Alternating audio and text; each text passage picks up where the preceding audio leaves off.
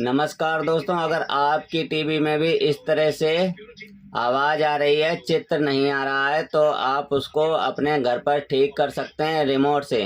देखिए, सबसे पहले मैं चैनल दूसरा लगाना चाहता हूं। देखिए, इस तरह से दूसरा चैनल लगा दिया है, इसमें भी आवाज़ आ रही है।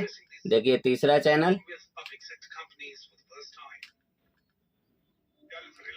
इस तरह से अलग अलग चैनल आ रहे हैं, लेकिन इसमें आवाज़ नहीं आ रही है। ठीक है, तो सबसे पहले दोस्तों क्या करना है, सबसे पहले आपको मेनू के बटन दबाना है रिमोट से। जैसे कि ये मैंने देखिए रिमोट से मेनू के बटन दबा दिया है। तो उसके बाद में देखिए ऊपर आ रहा है टीवी चैनल लिस्ट, उसके नीचे आ रहा है रेडियो चैनल लिस्ट।